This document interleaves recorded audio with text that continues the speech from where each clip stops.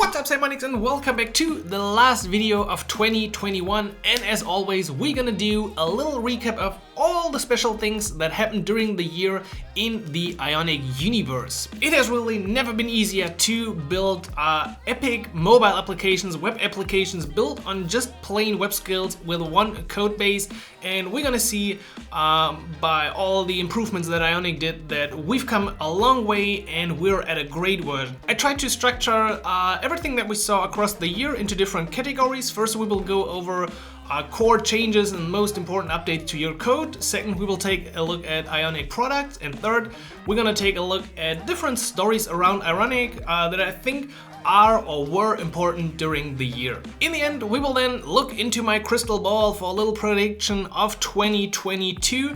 There are a few things that we could already see that we can read between the lines, and a few predictions from my side about the feeling that I get about with the latest news and everything that I've seen. Now, grab a big cup of coffee and enjoy the annual recap of everything noteworthy in the Ionic universe.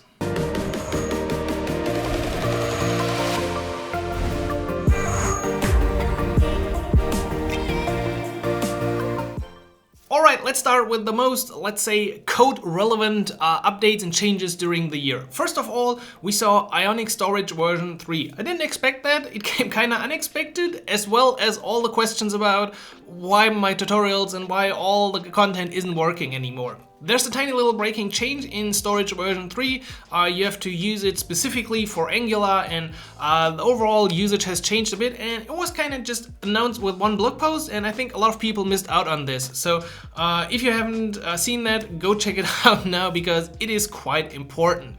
After that, we saw Capacitor version 3, a major update with a lot of improvements to build top-class iOS and Android apps.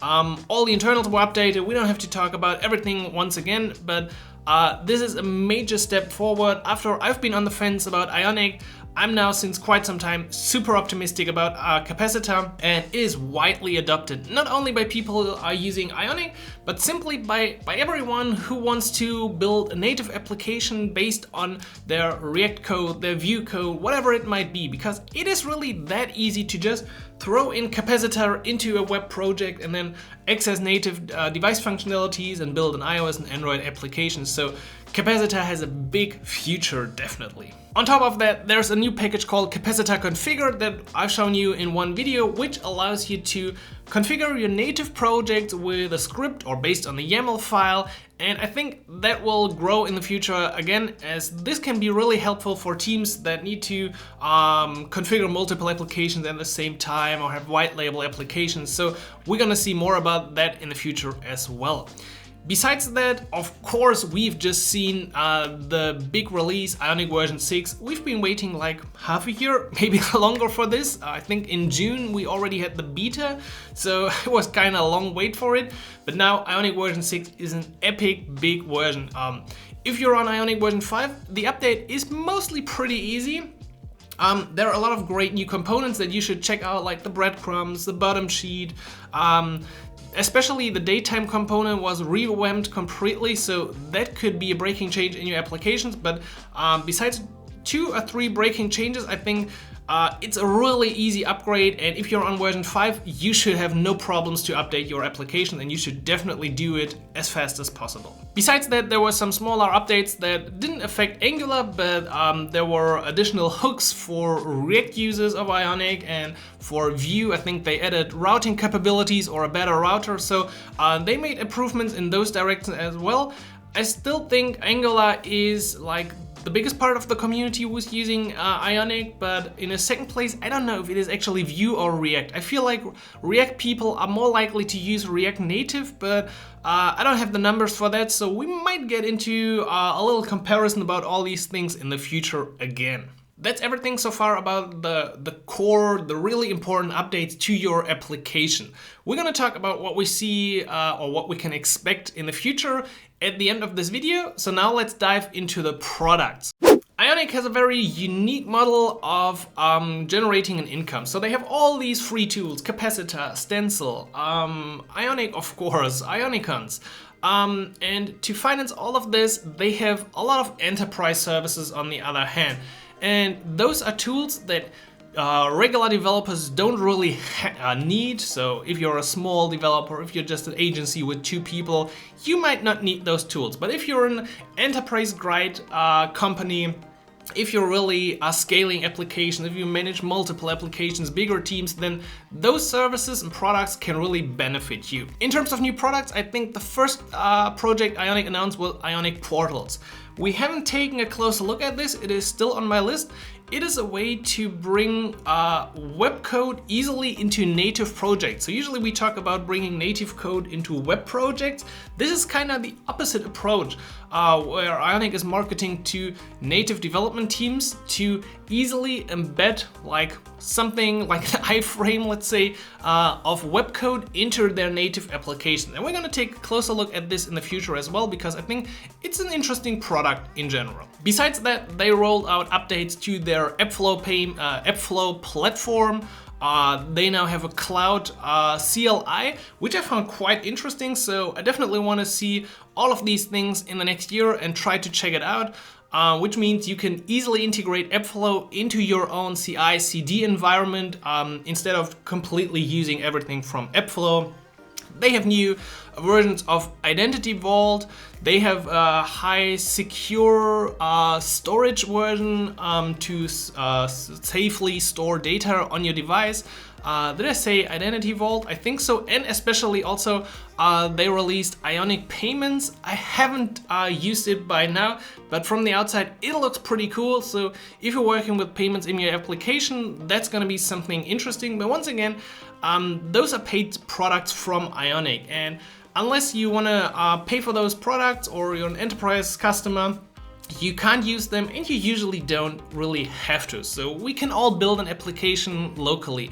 But of course, using Appflow, everything would be a lot easier. But if you're just building an application once per month, then, well, you have to weigh the time spent for that local release and how much you're going to pay for Appflow. So you can easily make that equation your own. Besides those product updates, they also announced Stencil Enterprise support, and I think this is quite interesting. We're gonna talk more about Stencil in the end, but it's a move that we've seen with Ionic as well. So in the beginning, Ionic open source was just this open source toolkit, and at some point they added the enterprise services for Ionic. And we now see the same with Stencil. They got a lot of Stencil updates, the Stencil numbers of installations are growing, and now they bring in this enterprise component. It's definitely a smart move because huge companies like Porsche, VW are using Stencil to build their design systems, and those companies are just interested in enterprise-grade support and just having a connection to the creators of that tool if they're using Stencil to build their design system of web components. Alright, in terms of stories, there are a few things I want to highlight. First of all, something that a lot of you might have missed is that Ionic Native is now actually deprecated and is instead called Awesome Cordova Plugins. Why? Well, we could fill a whole episode talking about this package. The short TLDR is, I think, Ionic Native was confusing, as Ionic is betting heavily on Capacitor, and Ionic wants you to use Capacitor and the Capacitor plugins, and a lot of people were confused by Ionic Native. Well, that sounds like native. Is this Capacitor? And then it also had installation information for Cordova and Capacitor, and it was just, I think, a total mess in the end, and just a problem of naming the whole thing.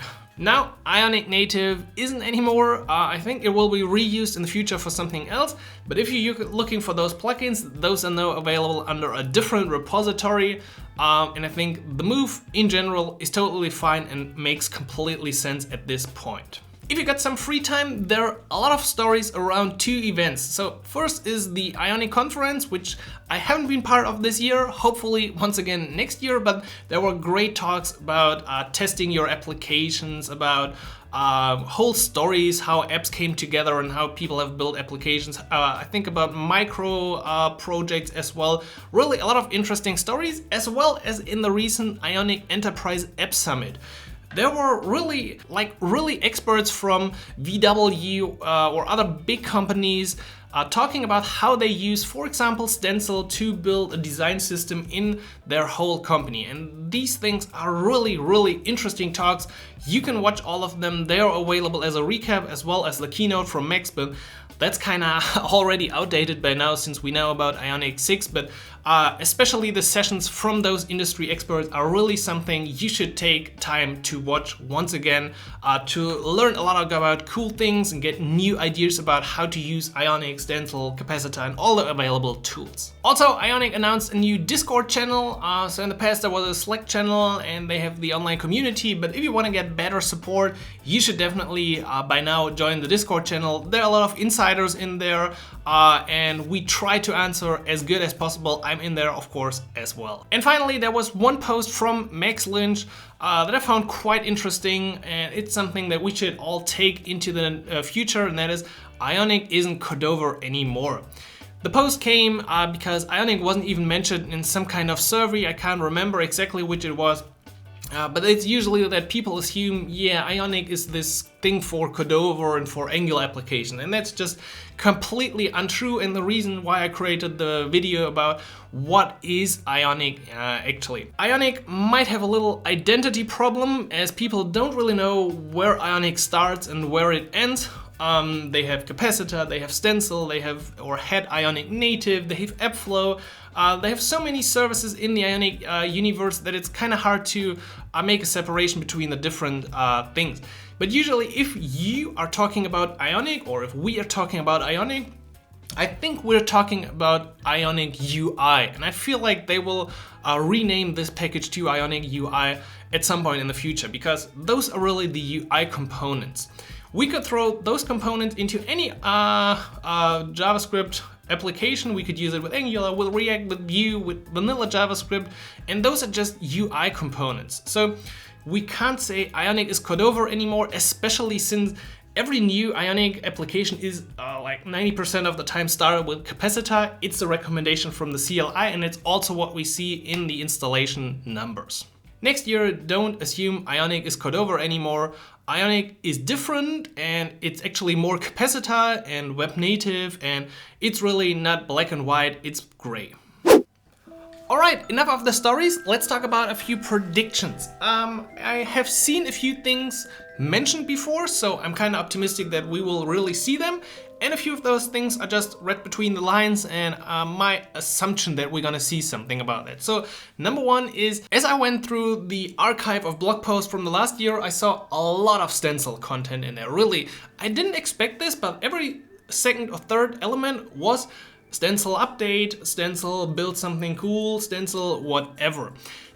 It fits into the picture that we've now seen the Stencil Enterprise offering, and I think they will even put more resources into Stencil. They already hired new people, they're increasing their efforts with Stencil to fix all the open issues, and I don't know exactly what we can else expect from Stencil, but I feel like they're putting even more resources into Stencil in the future. I found an interesting quote in one of the blog posts that said, "Paid offerings fund Stencil's open source work, ensuring its long-term future."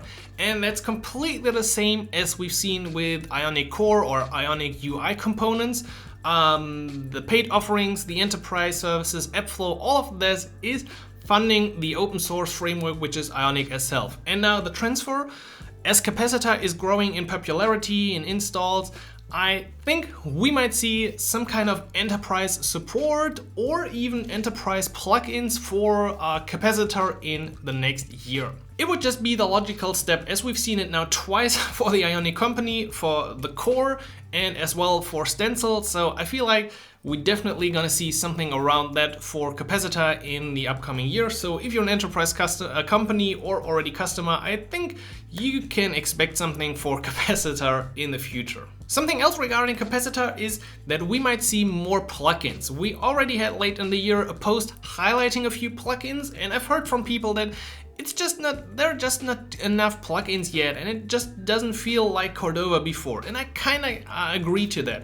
There's a huge library of Cordova plugins, or was in the past, from which you could select basically everything. We're not talking about how well maintained those plugins were, because that's definitely a different story, but the list in general was a lot longer. And for Capacitor, the community is still small, and if you check a view or take a look at the proposals for new plugins, I don't know, we have like 100 proposals there already. I don't know if the Ionic company is gonna step into that and build more plugins to make it more popular, or if they just somehow make the community get more involved and naturally build more plugins. But fact is, we need more Capacitor plugins, so people see that Capacitor offers tons of plugins in the whole community, and therefore people are more willing to use Capacitor. Into that category also fits that Max Lynch has worked on a Capacitor configure tool this year to configure native projects. We've talked about that.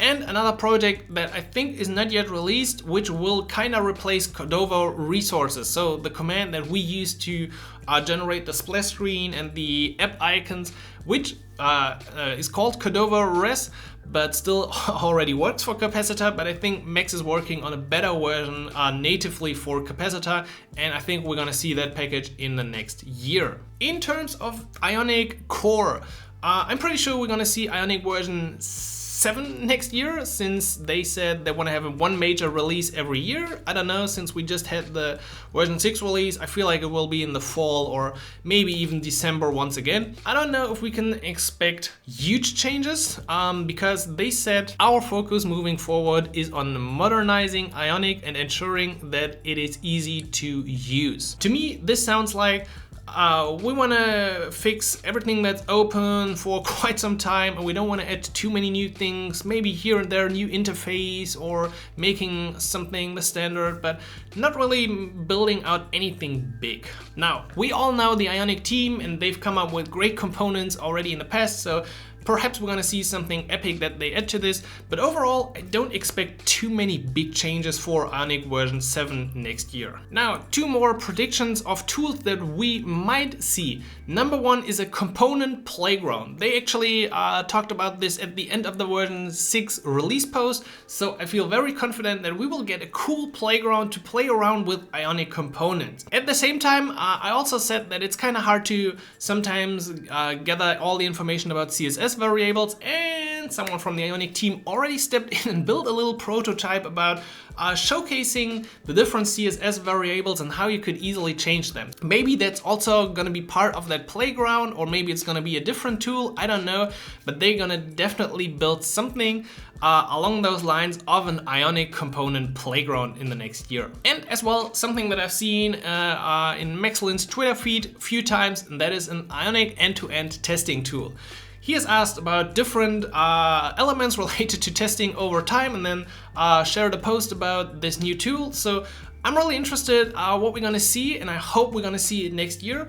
It will be definitely a lot easier to test on a real device, perhaps even on a virtual device, I don't know, but we're gonna see something about end-to-end testing with Ionic from Ionic in the next year, I'm pretty sure. Alright, that was once again a pretty long video, and I think we covered all the updates and all the predictions at this point. There's one thing or 2 things actually I want to put into here at the end. There is actually an Ionic news feed, so if you're not following the Ionic blog for new blog posts, you should definitely follow that news feed, as it will contain even more information about new updates, new versions of Stencil, Ionic, Capacitor, everything in the Ionic universe. Following the news feed as well as the Discord channel is a great way to stay up to date, or of course, if you're not yet a member of the Ionic Academy, go check it out, Ionic Academy, my place to maybe even keep you better updated about everything in the Ionic universe. I want to end this video, the last video of the year, with a big thanks to the Simonics community. Thank you once again for supporting me and supporting the work. I think we've had more than 50 videos, tutorials this year, and we will have a lot more once again next year, because there's one thing that I think I already said at the end of last year's review video, and that is Ionic is not gonna disappear anytime soon. And I can even give you another quote for this and why I think it is true, and that is: the sustainable open source model is the secret sauce behind Ionic's operational success. I found this in one of the blog posts, and as I've said, Stencil, enterprise support, Ionic, enterprise, AppFlow, products, Capacitor, something in the future. Ionic is making enough money to support their open source efforts. We're gonna talk about the financial model or how Ionic actually works in the future again, maybe even with Max himself. But that's a story for the next year. I just hope you had a great year with Ionic. I hope you enjoyed this video about all the updates. So we are now close to 20 minutes or even more, but I really wanted to put everything from 1 year into one video. As you can see, that's quite a lot. Thanks again for being awesome subscribers and an awesome Simonics community. And I'm gonna catch you for sure next year with a new video about Ionic. And until then, enjoy the rest of the year and happy coding, Simon.